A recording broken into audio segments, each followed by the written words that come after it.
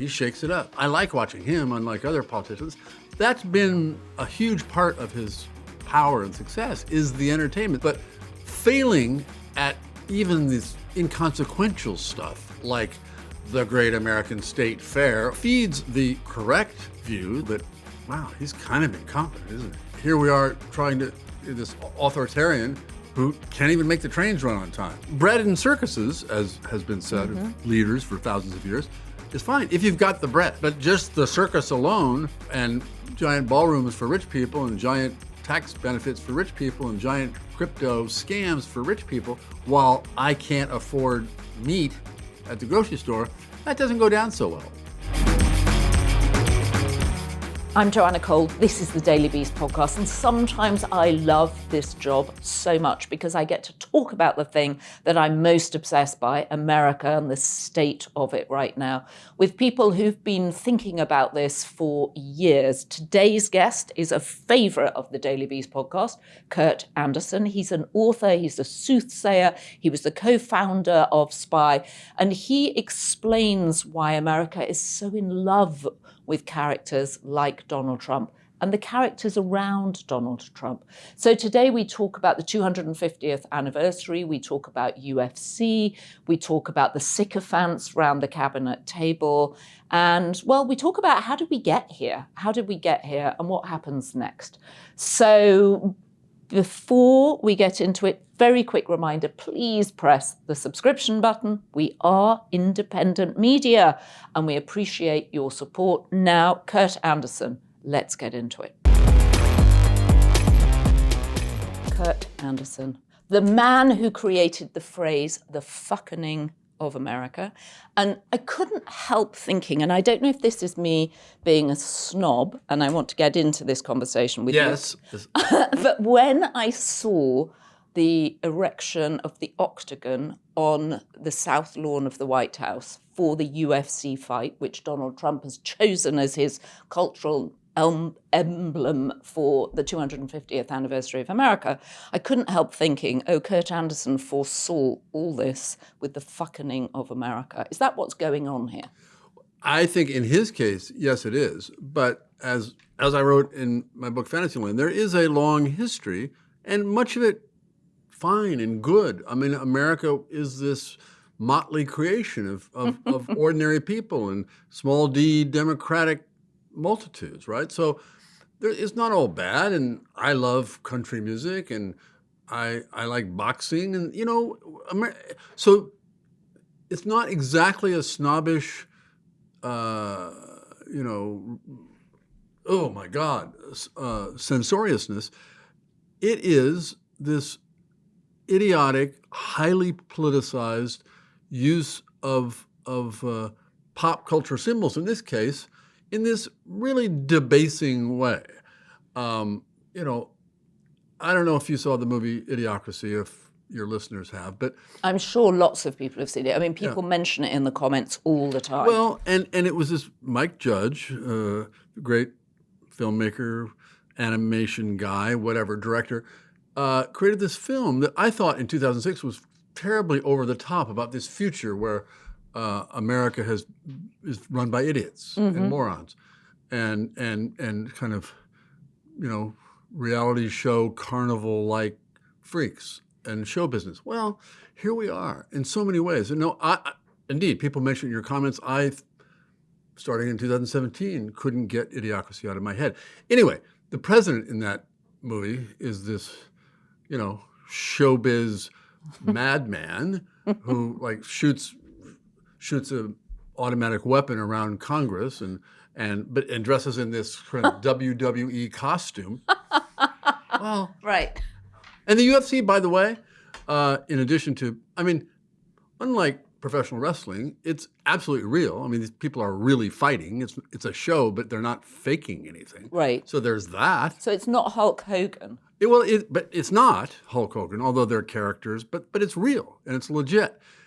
But it is a descendant of WWE, WWF, the McMahon empire of showbiz wrestling, in which Donald Trump years ago was a character himself, literally. got up on Right, I remember he would get under the ropes and get up on and stage, fight right? Vince McMahon and everything.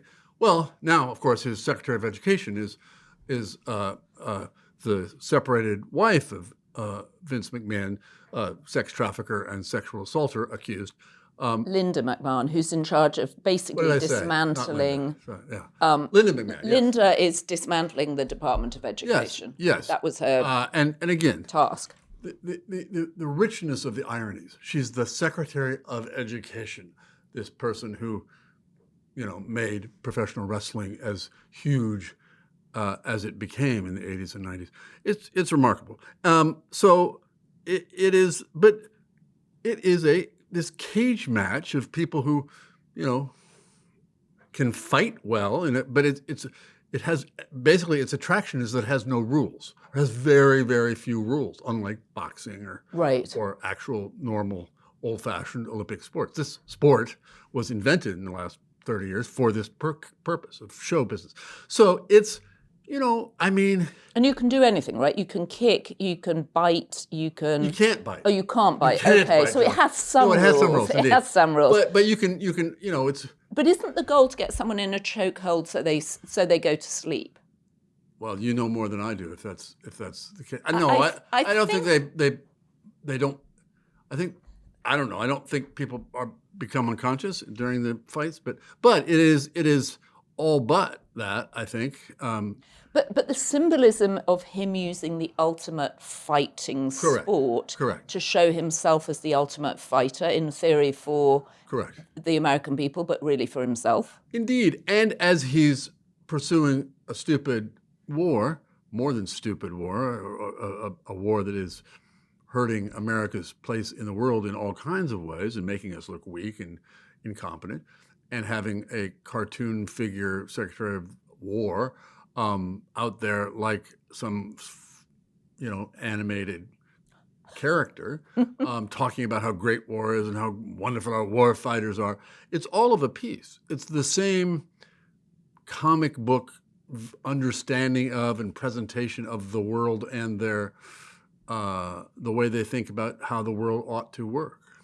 So you have written, you mentioned Fantasyland, which is a fantastic book explaining America's obsession with storyland and conspiracy theories and religion. What did you see in Donald Trump when you first started mocking him at Spy magazine, which you were a co-founder of with Graydon Carter?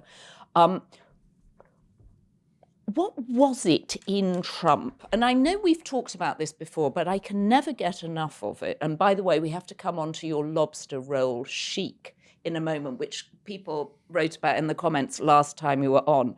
But what was it specifically about Donald Trump that you spotted 40 years ago? All of his features, salient features today, the braggart, the bully, the liar, all of it, the craving to the point of what looks like addiction to me, attention, all of those things. Later on, and while we were doing Spies, then let's execute these accused defendants who were later exonerated. The Central Park Five. Exactly. So it wasn't initially any political thing at all. It was just, God, what an asshole this guy is.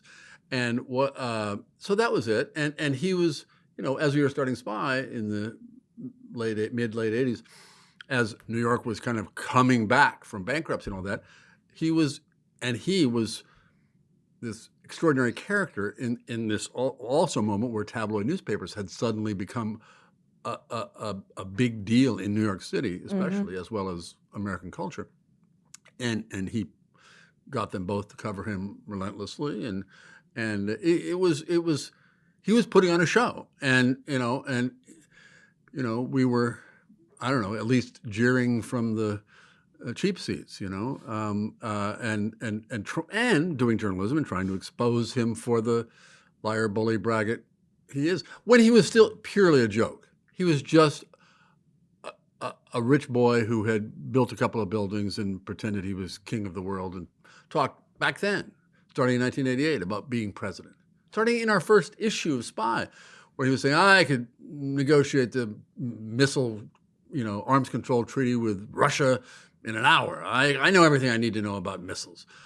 So he was the guy. He was that guy already. Right. If you want to know what's really worth your time when it comes to losing weight, skip the guesswork and get Weight Loss by Hims. Hims offers access to an affordable range of FDA-approved GLP-1 medications that now includes the Wegovy pill and the Wegovy pen, plus lifestyle tips to support you along the way. With Wegovy at Hims, you could lose up to 20% or more of your body weight when combined with diet and exercise. Through Hims, everything happens online. You'll connect with a licensed provider who will determine if treatment is right for you. If prescribed, your medication is delivered right to your door, no insurance necessary. You also get 24/7 messaging with your care team and lifestyle support through the app. Just visit hims.com/beast to get a personalized, affordable plan. That's HIMS.com/beast. hims.com/beast. And then just explain to me one more time, and then we'll come on to your lobster roll weekend wear. What is it about America that produces a character like this, and that people, even knowingly, we know he's a braggart, we know he's a liar, we know he's a bully, all that stuff, still buy into the story of him? What is it about America that needs to live in those narratives? Well, there's various kinds of fictions and narratives that all people, but exceptionally Americans, we talk about American exceptionalism, and that is one of our extreme ones, is we can make our own truth and live our own stories and invent our own lives, and that's why we come here from other countries. We'll start afresh. And guilty as charged. Well, and create a new version of ourselves, create a new country. So it was, as it was working well, had a good side and occasionally a bad side. The bad side was kept in check by, the Enlightenment founders, for instance, and their descendants ever since, until the last half century or so, when, the fetters came off and things kind of went off the rails. And so it was as though we had this chronic condition, which had its good side, and America was fun, and America was more interesting than, say, Canada, or Definitely. It was and full of interesting oddballs and various ethnicities and characters and all that, and so I think, for instance, and in terms of precedents, President Andrew Jackson, great populist Democrat, small d, and I guess large d. And I think who Trump has sometimes modelled himself on. He has a portrait of him in the Oval Office. Well, he was a horrible genocidal person as regards indigenous Americans, for one thing. Mm-hmm. So I'm sure Trump, to the degree he knows about that, thinks that's great.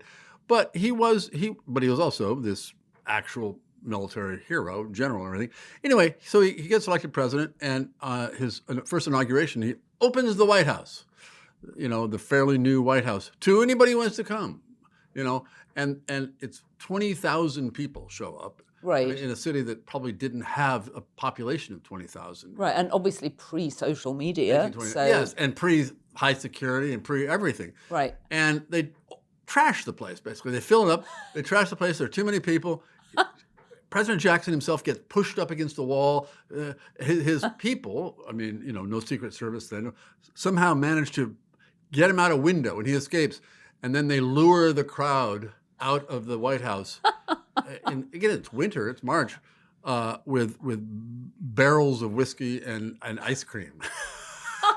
So, talk about an American iconic event. And again, so, we'll see what happens on when, what's it called? UFC Freedom Fights 250 happens, or the Great American State Fair thereafter. Right. Well, so the Great American State Fair is supposed to be this huge concert, which several artists agreed to do, thinking it was going to be like a national state fair. Like the bicentennial was 50 years ago. Right. So Martina McBride, the Commodores, Flo Rida, Milli Vanilli, who knew they were still Bret going. Michaels of Poison. Oh, really? Yes. Okay. And now it turns out they're all pulling out because, as you say, as you mentioned at the beginning, Trump is able to politicize anything. And they discovered it's actually basically going to be a MAGA concert. Yeah. Well, and they immediately pulled out, which has to be, a humiliation and embarrassment and causing lots of shouting around the White House and panic, because I believe this thing was announced on Wednesday. They started pulling out on Thursday. So Right.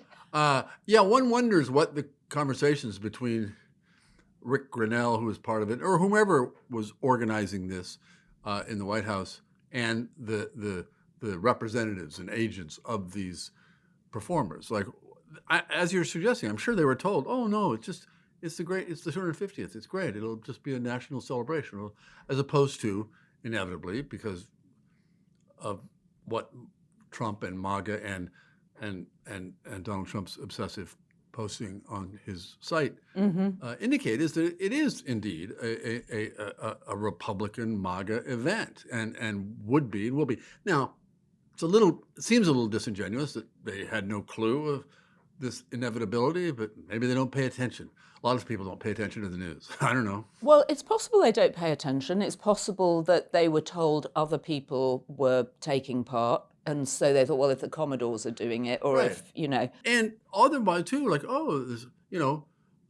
McBride is a big star, and yeah, sells she sold millions of millions, records. right, millions. So if you're told, Martina McBride is going to be headlining, you're Exactly. probably like, it's going to be like Live Aid or one of those big concerts that's sort of bigger. The sum of its Correct. parts is bigger than No, the and the individual artists. And the comeback when these people pulled out is, oh, well, look, she performed at the White House when Obama was president. Like, yeah, because he was a normal president. Right. Not because he was a Democrat and she therefore, she probably, I don't know. I mean, coulda, woulda, might have performed at a George Bush thing too. Again, in the age before every move of everyone is you're on our side or the other side politically, became a besetting tragedy about America. Well, and Rick Grenell, who was in Trump won the German the ambassador to Germany, and then got, because in fact everybody says Trump was like, he's gay, he can run the Kennedy Center. He ran the Kennedy Center until everybody pulled out of performing at the Kennedy Center, apart from, I think, Kid Rock, who will perform anywhere for MAGA. So they shut the Kennedy Center down because Trump was like, well, it needs to be refurbished. For renovations. Right. And of course, it's not just the Kennedy Center, it's the Donald J. Trump Kennedy Center. So they've shut it for renovations, i.e. they can't get anybody to perform there anymore. Now Rick Grenell's concert is disappearing. It's just, it's like, what is it, spun sugar that's just melting in front of him. Well, the thing is, and of course he answered in his social media way immediately when Ms. McBride pulled out, you have always been a woke lefty. Not as far as I know. She's a country singer. Well, I mean, yeah. And, they all say, like Dixie Chicks, alluding to something from 25 years ago about people who objected to the Iraq War. I mean, that's their answer is, you perform for Obama and you're just a woke lefty. I mean, the idiocy and reductive binary quality of every reaction like that is, you're against this? Well, then this. It's just, it's pathetic.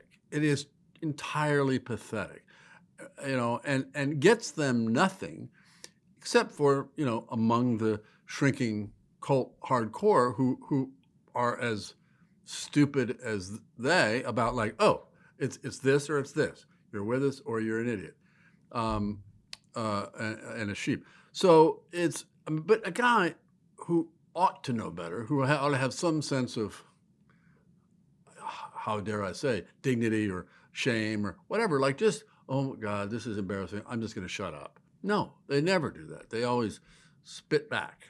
They always spit back. So I tell you where they weren't spitting back, round the cabinet table at the cabinet meeting this week, where we were texting back and forth the New York Times sycophantic meter.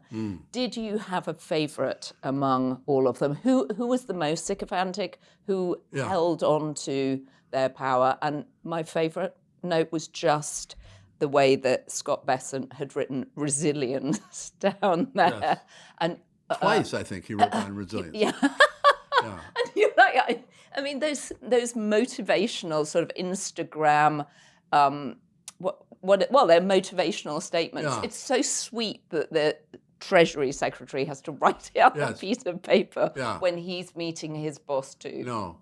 Well, it reminded me of if indeed it's that, as the New York Times reporter reported, that it was this sort of self-soothing. You can do this. Come on, Scotty. Or you maybe, can do this. I mean, more charitably, I guess he was just saying, here's the themes in my future television appearances I need to. Yeah. This is the talking point, right?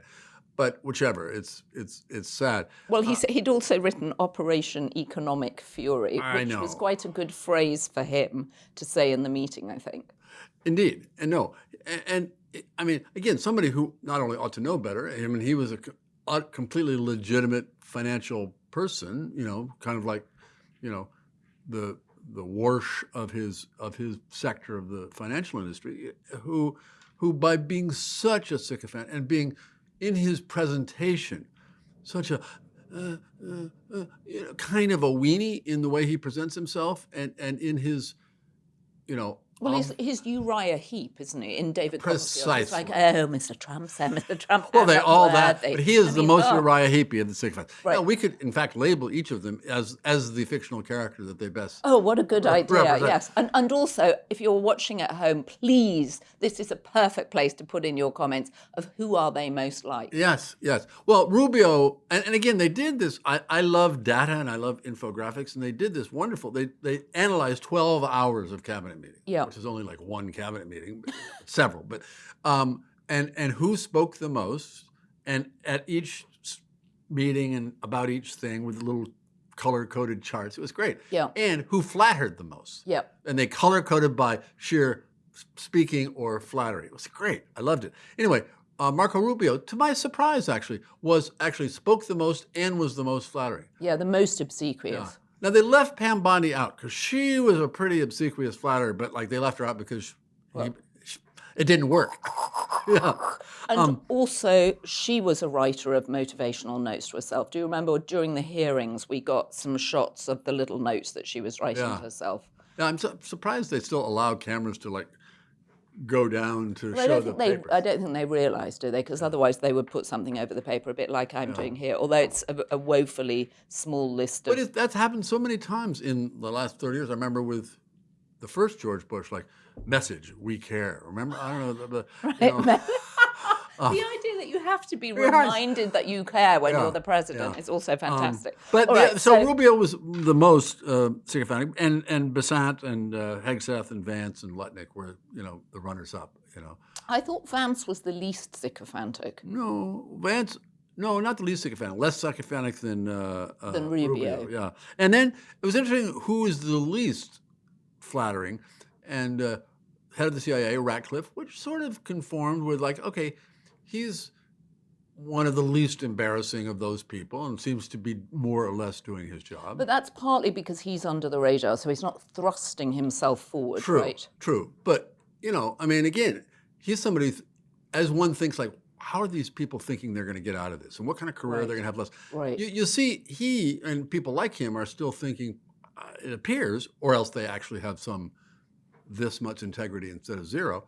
I'm thinking about, this is only going to last another, 2.5 years. I got to figure out the rest of my life. And the less I'm out there saying you're the greatest president or leader of any country in history, which literally some of them say, the better. Duffy, the transportation secretary, Sean, who's made himself a reality television series while he's supposed to be running the Department of Transport. That's what he was before he got this job. Right, but you're supposed to give that up if you are running the Department of Transport. Well, but you work for a president who every day wants to put on a show. So I don't think that's a problem with the job, unless he gets too much attention. No, it's just a problem for the public. Well, yes. And you mean the guy who has to run the aviation system of America? Yeah, I guess that is a problem. I think so. To drive around for a few months with your family being filmed for your reality show. Yeah, that's Right.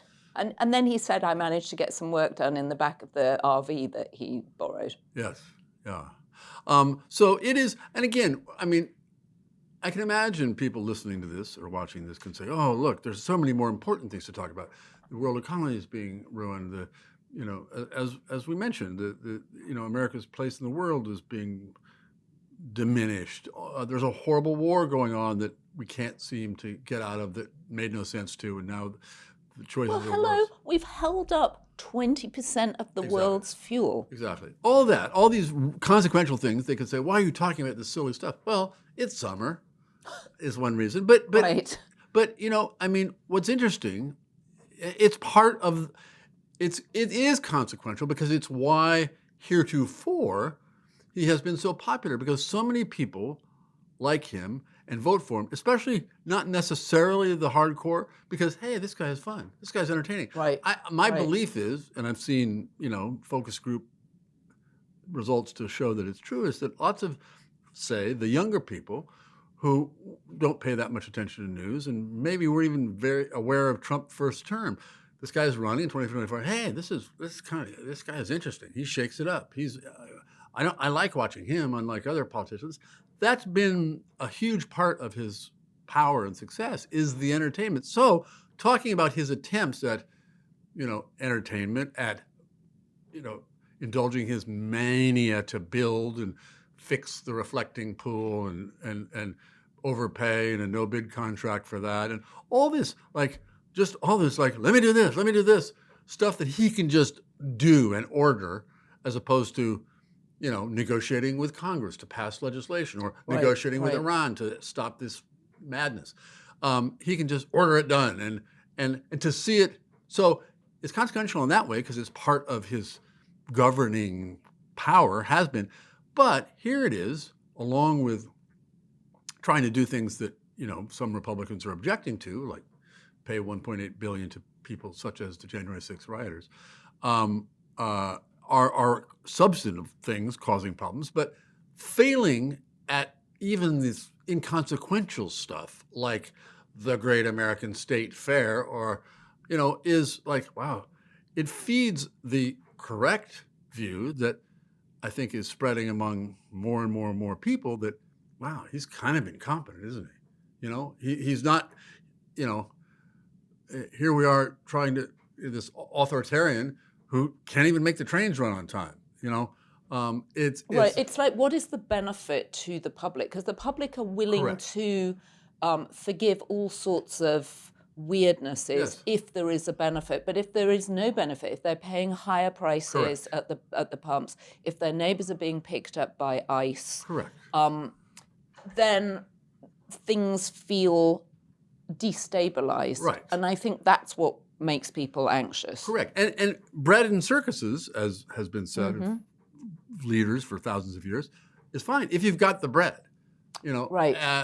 But just the circus alone, and giant ballrooms for rich people, and giant tax benefits for rich people, and giant crypto scams for rich people, while I can't afford meat at the grocery store, that doesn't go down so well. Well, and I do think the slush fund for himself, him suing the Treasury himself or the DOJ or whoever it was, and then deciding that this is the settlement and it's $1.776 The settlement with billion himself, you dollars. mean? The settlement with himself, Yeah. where he's now going to pay people who've been, in theory, weaponized, or who've had the Justice Department weaponized against them, i.e. the January 6th rioters, as you just mentioned. That surely is going to set people on edge. I mean, I don't know how anybody who even knows a policeman is okay with that. No, exactly. Well, I've wondered about that about January 6th ever since it began being excused. Right, well, when he pardoned everybody on his first day. That too.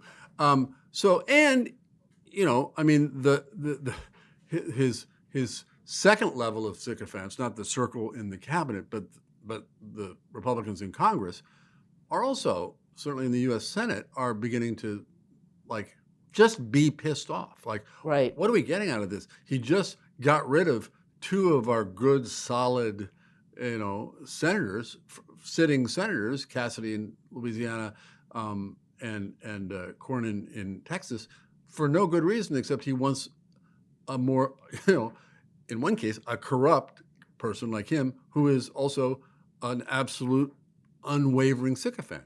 Right. Well, the parallels with Ken Paxton and him are almost, well, they're surreal in terms of biblical style divorce and being impeached, corruption charges. I mean, he's the thoroughly unpleasant man. Even the Republican Party in Texas said he's unfit for office. Right. They were taking out ads against him. Impeached him, his fellow Republicans in the legislature. So, yeah, it's remarkable. And of course, because, as he has been in so much in this year and a half in office, driven by retribution and revenge against Cornyn for not being, for being 98% supported instead of 100% supported, against the legislators in Indiana, all these people. I mean, he was wasting so much time and money and attention in this attention economy on defeating his, not even political enemies, just personal enemies,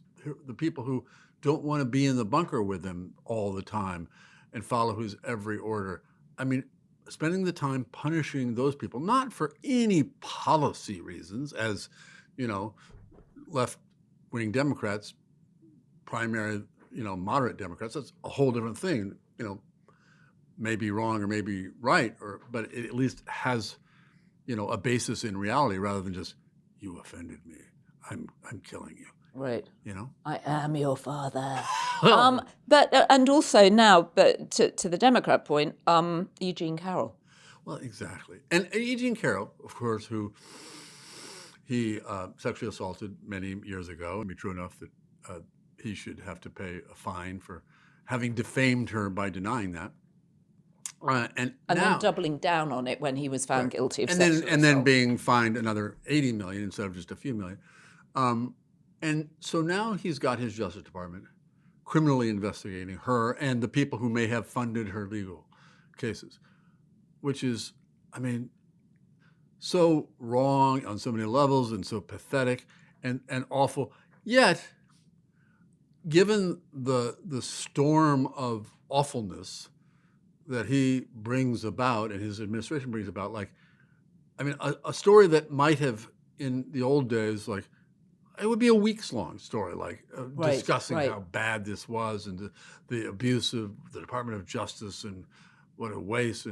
It barely a one-day story. Right, barely one-day story. And that's, that's where we are. And also in the case against Eugene that was going through the courts, they already deliberated this issue and the judge threw it out. So at this point, bringing it back, and their argument is that she didn't declare funding, that the case was being funded. And she perjured herself by saying, which is just, we could go on and on about the degree to which he ran on, we must stop politicizing the Justice Department, as was done against me.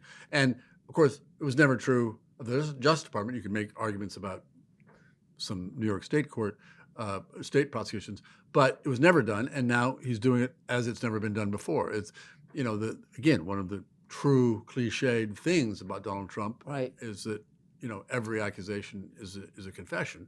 Well, every accusation is a confession. And this is so true. Yeah, and here, well, not even a confession. An accusation is, here's what I'm going to do. This thing I'm, without basis accusing someone else of having done.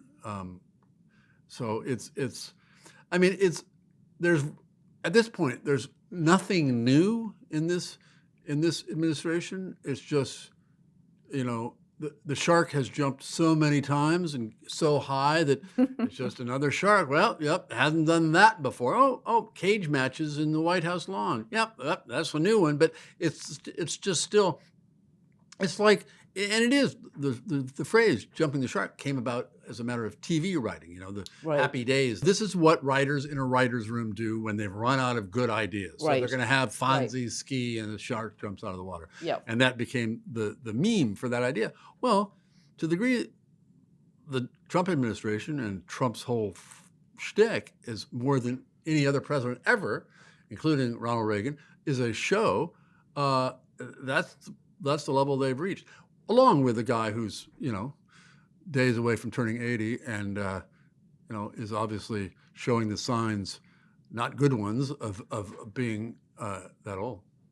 Right. One of the things that you tweeted out this week has been knocking around the internet, but I wanted to just revisit it because it's extraordinarily prescient. It comes from Mad Magazine, and it's Donald Trump as the Wizard of Odds. When did this come out? January 1991. And of course, I was well into my adulthood, verging on middle age by then. And so I was unaware of this in Mad, but it's extraordinary. I mean, we were in the middle of doing Spy and having our own coverage of showing Trump's bullying and duplicity and corruption. and deeply cynical kind of criminal view of the world. Well, here he is. The premise is it's one of these standard, 8-panel cartoons about Donald Trump. He is advising. He is the wizard, as in the Wizard of Oz, advising the Tin Man and the Scarecrow and the Lion and Dorothy what to do, as of course famously at the end of the Wizard of Oz, the wizard does. And instead of saying, "Oh, just believe your courage" or "believe you're smart" or all the things that happens in the movie, he says, "Don't be a sucker. You don't need a job, Scarecrow. Jobs are for suckers." Or Tin Man, you should tin what? You're plastic. You got to be replaced in plastic. It goes on and on, just encouraging him to lie, cheat, steal, and be a cynic. It's with specifics about it's just rings so true. I had no idea. I mean, like hats off. Whoever wrote this, 35 years later. Right, I don't know if you're still alive, whoever did this Mad Men cartoon, but you saw the future. You saw the future. And I want to refer people to you tweeted it, right? Yeah, so I did. you X'd it out. Yeah. What is your X account called, Kurt Andersen? It is called KB Andersen. KB Andersen. It's worth going and having a look at the whole thing. Because Or Blue Sky, if you prefer Blue Sky, and I can't remember what my handle is on that, but there I am. Okay, I once had a Blue Sky account. It's all too, Threads, Blue Sky, all of it, and then I just. And now there's given up on Substack, all of Joanna. it. You got to get there too. I am on Substack. But I'm saying, on the notes part, they're like. Oh, you should post this on Substack Notes. Well, I should. I am. You definitely should. Yeah, I should. Maybe I did. Yeah. I with Substack, Anyway, wherever you get your socials, you should look for this because it's so prescient. It's alarming. But let me read a bit. I mean, he tells the Scarecrow, "Jobs are for losers, Scarecrow. Get into junk bonds or phony real estate schemes, or get control of a union's pension fund. Better still, become a televangelist. There's a world out there just waiting to be taken." Oh, there's a world out there just waiting to be And then taken. at the end, even better, in a thing that, we wouldn't have done in Spy then, not because it would be too edgy, because I just wasn't that aware of it. He sits, Dorothy down on his knee and basically is grooming her like, "Hey, when you're old enough, we can." That was just when his friendship with Jeffrey Epstein was beginning, of course. Yep. Like, No, shades of Epstein. I mean, how incredible. about this? Stick around and I'll put you up in a penthouse with a limo and 10 grand a week in spending money. In a couple of years after you fill out, you could be my steady bimbo. What an invitation. I What an mean, invitation. no, it is remarkable. He is unifier. He is unifier. I want Melania to read this because I wonder if she did read it. We should send her this in the post. And by the way, if she ever reads her mail. But speaking of Melania, of course, Donald Trump, I believe this morning, said in a Truth Social post about. Dr. Jill Biden. We haven't even talked about that. Yes. Well, he said, because in her new book, she talks about how, interestingly and obviously frankly, and when Joe Biden was fumbling and not answering and doing his disastrous debate in June of 2024 with Donald Trump, she says now in this book, I thought he might be having a stroke, as one would think. And of course, what does Donald Trump say? Not like, I'm glad to see some frankness about whatever. She says, well, why didn't she go run on stage and see about him as any loving wife would? And that's a thing I would like to have Melania see and say, really? What would I have done in that case? Run on stage? What would Melania have done? Well, I mean... Because we all remember Wendy Deng, when in the case in Parliament, when someone tried to throw a cream pie at Rupert Murdoch, yes. Wendy Deng, his then wife, and he's had a couple since then, she leapt across the table to protect him and I think hit the person who had thrown the pie. Yeah. Tiger wife. Tiger wife. He's had a few more since then. Yeah, I mean, the thing about the idea of Melania Trump doing that, who can barely touch him or, doesn't want to spend time with him, obviously would like go into some mode that we have never witnessed even a hint of, that kind of, I don't know, normal spousal, defense. I mean, it's again, every accusation is a confession.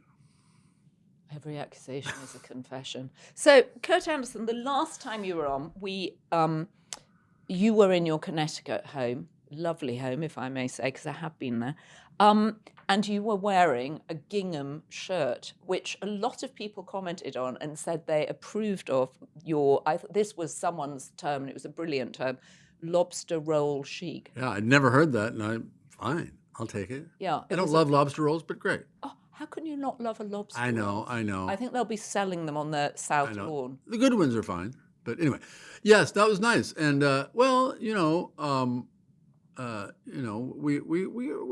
don't talk always the word ties and jackets. Look, you have some Montana cowgirl t-shirt. Well, this is my new t-shirt. Yeah, from Zara, actually. It's summer. I love Zara t-shirts. It's summer. And, it's summer. I don't know. This is less lobster roll and more like barbecue, I guess, chic. But again, very UFC. Well, they're bound to have barbecue on the South. But truly, I mean, I grew up in Nebraska. I like going to rodeos. I like going to, drag races and giant car fights, and I love all that stuff. But I loved it when everything wasn't a political signifier. And when we weren't in a forever war. Well, this isn't a forever. Well, it depends how. Well, it could be a forever war. Well, it is. I mean, the Strait of Hormuz is not yet open. No, but this guy, I don't think, is ever going to send in, tens or hundreds of thousands of troops to somehow not back out. I mean, that's an interesting thing more seriously, about this war is his basic disinclination to, actually commit to, like, no, we really have to fight this war because it's important. Because he doesn't think it's important. He knows it's not. He just, let's bomb some stuff. Let's blow up some things. That's all it's about. And let's bring them to heel, as I'm able to do with all of my cabinet members and the entire Republican Party. Let's bring them to heel, and we'll threaten to kill them. And we will kill them. And by the way, Oman, ally, we'll blow you up too, he said the other day. Yep. So it's all talk, in this case, talk that also kills a few thousand people and destroys, threatens to and teeters the global economy and everything else. But his so far, I mean, the taco part of Donald Trump always chickens out in terms of actually doing more than just wasting munitions and wrecking the economy and the global political order. Besides those, the idea of getting into a forever war of, any of the kinds we've been in his, lifetime, effectively. I mean, since World War II, Vietnam or Iraq or Afghanistan, he doesn't want. He understands in his basic way, not as a matter of virtue or isolationism. God knows he's not an isolationist, we've discovered. But just, I don't want to be the guy who gets in a terrible war, because I remember being, 20 years old when Lyndon Johnson and then Richard Nixon were fighting Vietnam, and that's not what you do. Not what you do. Again, I'm not implying any moral feeling. I'm implying like that's the quagmire that destroys presidencies. Well, and he understands the value of pictures and television, and he doesn't want the images of body bags coming back of American soldiers, right? And he understands that the power of those pictures of the bombs that they put out with videos at the beginning, sort of intercut with gaming images, can be very powerful, and then people move on. They don't want to see that. Well, and that's the thing. I mean, that the other thing, and again, it's not as important as the Iranian regime's resilience and to not be destroyed by this war, is their skill, really remarkable skill in the first month or so of those Lego. Well, the Lego videos, probably, yeah. I mean, the skill both of visually and the speed of each of them responding to real life events, and the sophistication of the take. Not too much. We will crush you and kill you. Praise to Allah. I mean, it was just it was absolutely brilliant, and so much.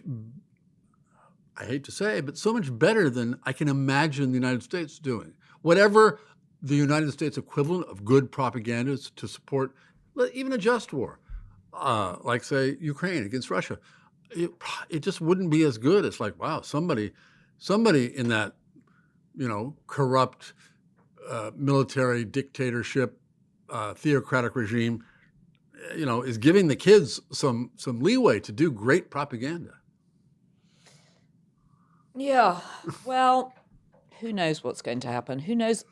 I mean, also, frankly, a genius move to figure out they can close the Strait of Hormuz. There's 1,500 tankers sitting in the Gulf, unable to get out. Which presumably, I mean, that's the thing. Again, I want the book on this to know, like, what did they know? I mean, of course, I guess they knew that. I hadn't ever thought enough about how a scenario like this could play out to say, well, of course, that they have this power that is not nuclear, but like next best thing, and unlike nuclear, usable. Right. It's more effective in a way because it's the slow choking of energy to countries that rely on it. Correct.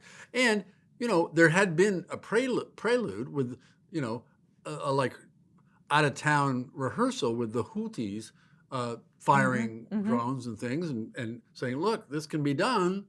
Like, it wasn't out of the blue, that it had been demonstrated, essentially, that this could happen. Well, and all the experts in Iran before they were fired would red team on what happens if Iran closes the Strait of Hormuz. I mean, it's been known by foreign affairs and intelligence analysts that this is a potential choke point for global affairs. And obviously that was said to him, surely, sometime before this war started, and he just like ignored it, as he didn't hear it, as he does something. And for whatever set of reasons, Bibi Netanyahu was so persuasive in presenting in the Situation Room how this is going to be great, and we're going to the people will rise, and all those untruths that didn't happen, and this 3-week war of liberation, and suddenly a democratic Iran didn't happen. I mean, it's astounding in a way, but it's just an extreme version of what he is, which is he doesn't listen to experts. He knows what he feels. He knows what he wants to see. He wants to see them all blown up and surrender, immediately. And so he did it. And he had, a more successful and sophisticated and intelligent autocrat Bibi Netanyahu is not yet an autocrat, I guess. But tell him, no, it's good, Donald, it's good. Do it. There we are. And he fell into the trap that the previous 5 presidents refused to fall into. Right. Well, and yes, indeed. And had not, and refused to entirely sign off on for instance, the 2-state solution being a wink, wink, nod, nod. This is still what we hope to do. And saying, no, the far right of Israel should get what it wants. I agree. Go for it. short of so far, annexing the West Bank just because the his Gulf state friends would find that problematic. And of course, his vice president, J.D. Vance, very cleverly and quickly signaled that he was the one person in the room that didn't like this idea. Now he seems to be being punished. He's been sent off to Pakistan to organize the peace deals. He's been put in charge of fraud. I mean, I think Trump is doing everything he can. We had Jen Welsh on the podcast on Friday, and she was making the point. She said he's just rat fucking J.D. Vance into oblivion at this point. He's just loading him up with things to do because J.D. actually has signaled his distance with the president here. Which is, and again, that's all about playing for 2028, because what do you have to do in 2028 to be a successful Republican candidate in this stage when, apart from Trump, there are tremendous fissures, to my mind, deeper fissures than in the Democratic Party between the pro-Israel and anti-Israel, isolationists and not, all of it. Traditional Republicans economically and people who sound like, Bernie Sanders, Tucker Carlson. So there's a lot of fissures there. And how, if you're J.D. Vance or Marco Rubio, but J.D. Vance, how do you play that? How much can you afford to distance yourself from Donald Trump and these nonsensical, incompetent, stupid national security policies? Now, I mean, there's still 2 years left. He's still your boss, right? But once he leaves office, depending on how that goes, it's a very, very tricky thing for the Marco Rubios and J.D. Vances of the world to be figuring out. And it's, again, just on the pure, I guess it's chess game level of politics, really remarkable to see. And it's given that, again, I mean, I guess he has some beliefs, and I suppose Marco has or had some beliefs. Donald Trump doesn't, and much of those surrounding him don't.